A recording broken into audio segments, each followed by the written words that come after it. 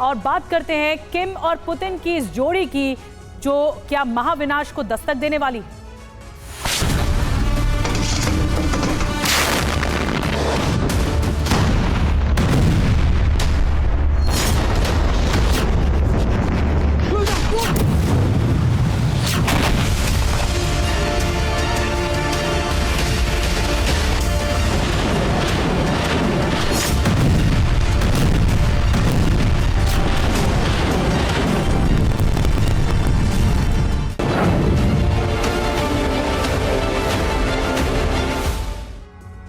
जी हाँ, दुनिया में महाविनाश की घंटी बज चुकी है, क्योंकि दो फ्रंट पर इस वक्त चल रही है बहुत विध्वंसकारी जंग और पुतिन ने यूक्रेन में विध्वंसकारी हमले भी शुरू कर दिए हैं। तो जवाब यूक्रेन की तरफ से भी दिया जा रहा है। उधर मिडिल ईस्ट में इजराइल और हिजबुल्लाह भी भीषण जंग चल रही है इन दोनों के बीच में।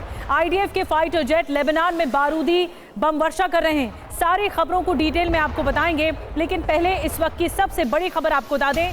यूक्रेन के युद्ध विराम की कोशिश को बहुत बड़ा झटका लगा है। पुतिन ने यूक्रेन से सेना हटाने से मना कर दिया है। हम यूक्रेन से कभी सेना नहीं हटाएंगे, ये पुतिन का कहना है, और यूक्रेन शांति नहीं चाहता है, पुतिन ने आरोप लगाया है।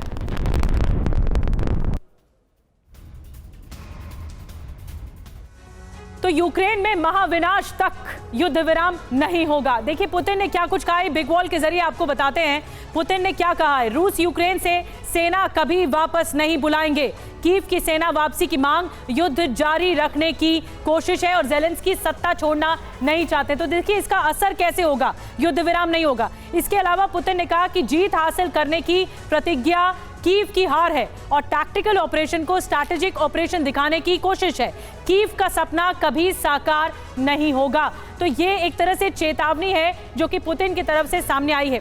अमेरिका की खुफिया रिपोर्ट है कि पुतिन एंटी अमेरिका ब्लॉक को युद्ध के लिए तैयार कर रहे हैं और कई नेटो देशों पर एक साथ हमला कर सकते हैं। पुतिन का प्लान सिर्फ यूरोप से जंग शुरू करना नहीं है, बल्कि एशिया से भी वो जंग शुरू करने वाले हैं। देखिए क्या है पुतिन के विदेश दौरों का असली मकसद, कहां-कहां रूस ने सैन्य तैनाती की है और वर्ल्ड वॉर 3 के कितने एपिसेंटर इस वक्त तैयार हो चुके हैं।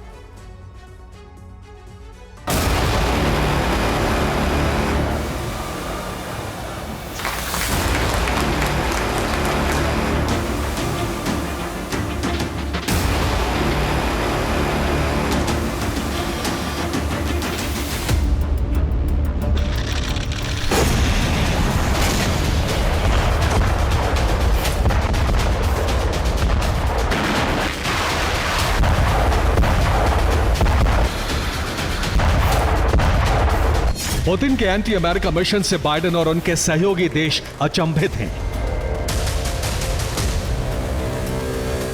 पुतिन ने बीते 2 साल में जिस रफ्तार से दुनिया भर के अमेरिका विरोधी देशों का गुट तैयार किया, वो सोची समझी रणनीति है।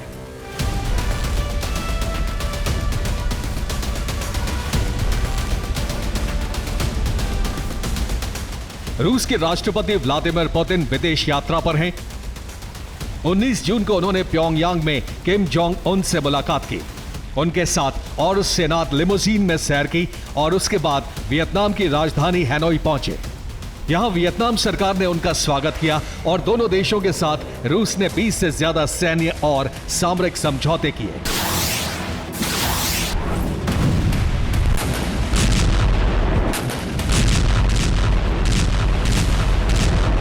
पुतिन ने जिस तेजी से एशिया में नॉर्थ कोरिया, चीन और वियतनाम से सैन्य समझौते किए, उसे अमेरिकी इंटेलिजेंस एजेंसी ने बहुत बड़ा खतरा करार दिया है।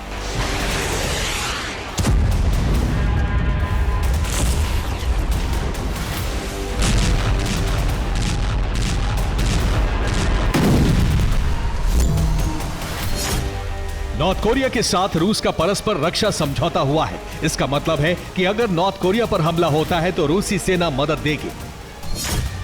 अगर रूस पर हमला होता है तो नॉर्थ कोरिया की सेना रूस की मदद करेगी।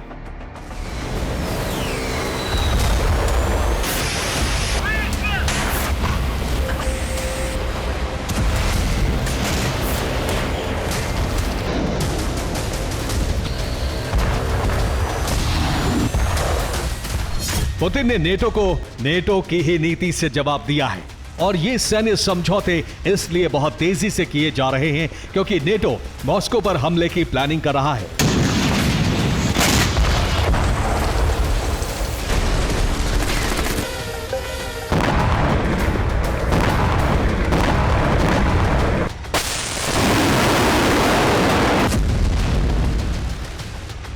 रूसी खुफिया एजेंसी एफएसबी की रिपोर्ट है कि जुलाई के महीने में नेटो देशों की बैठक प्रस्तावित है। इस बैठक में वर्ल्ड वॉर 3 के फाइनल वॉर प्लान पर सहमति बन सकती है। बैठक के बाद नेटो सेनाएं मॉस्को पर हमला कर सकती हैं।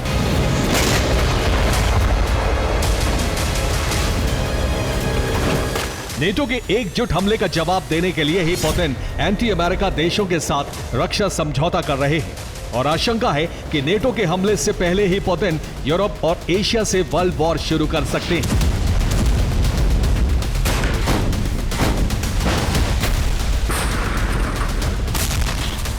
पुतिन ने विश्व युद्ध के 7 सेंटर तैयार कर लिए हैं।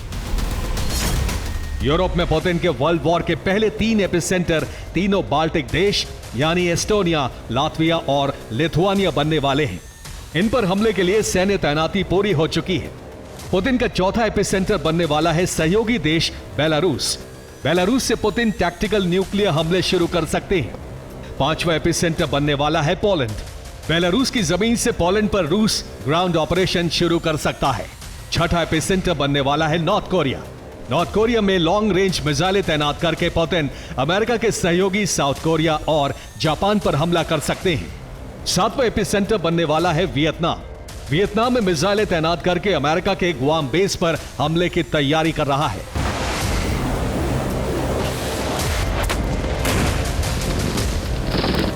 नॉर्थ कोरिया और वियतनाम से रूस के सामरिक समझौते हो चुके हैं और यूरोप के मोर्चे पर पुतिन ने 4 नेटो देशों को घेरने के लिए सैन्य तैनाती पूरी कर ली है।